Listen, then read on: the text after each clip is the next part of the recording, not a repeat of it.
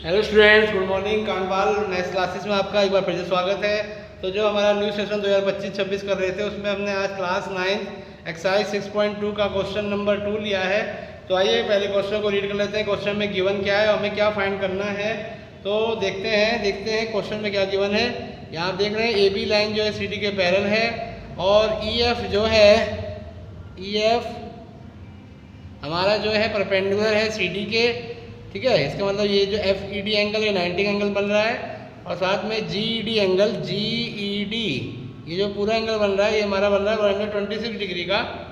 तो हमें फाइंड करना है एंगल ए जी ई, यानी ये वाला एंगल ए जी ई, और हमें फाइंड करना है जी एफ। तो ये एंगल जो आप देख पा रहे हैं जी एफ और एफ जी ई, ये जो एंगल है ये हमें फाइंड करना है। जो तीन एंगल हमें फाइंड करने हैं। तो आइए करते हैं इसका सोल्यूशन। तो स्टार्ट करते हैं। तो पहले स्टार्ट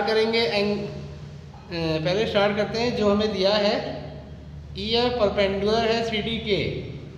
ठीक है, ई एफ जो है परपेंडिकुलर है सी डी के, तो ये हमें गिवन है। तो इसका मतलब क्या हुआ, ठीक है, इसका मतलब ये हुआ कि एंगल एफ ई डी हमारा हो गया 90 डिग्री का। तो हमने इसको मान लिया इक्वेशन 1।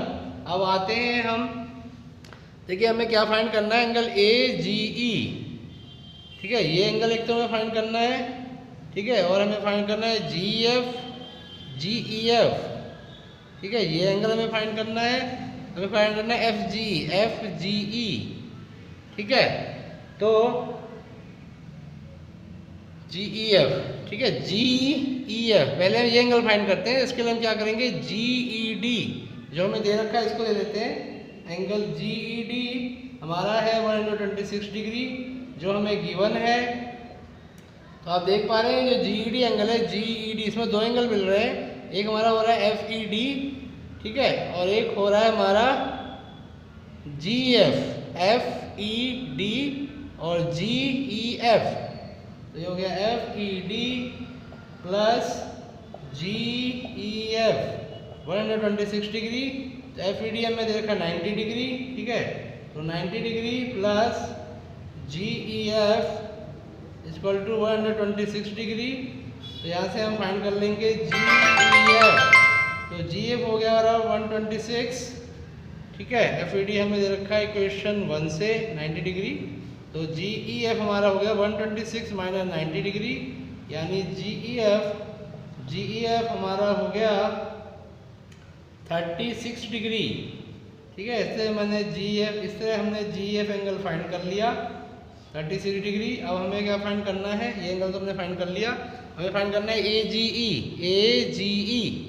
ठीक है, तो ए जी ई फाइंड करने के लिए सबसे पहले हम फाइंड करते हैं एफ। अच्छा, ए जी एंगल अगर आप देख पा रहे हैं, ए बी जो लाइन है सी डी के पैरेलल है। ठीक है, गिवन है।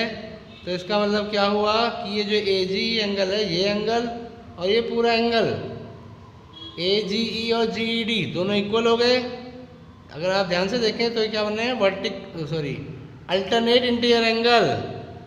ए जी ई और जी ई डी ये बन रहे हैं अल्टरनेट इंटीरियर एंगल।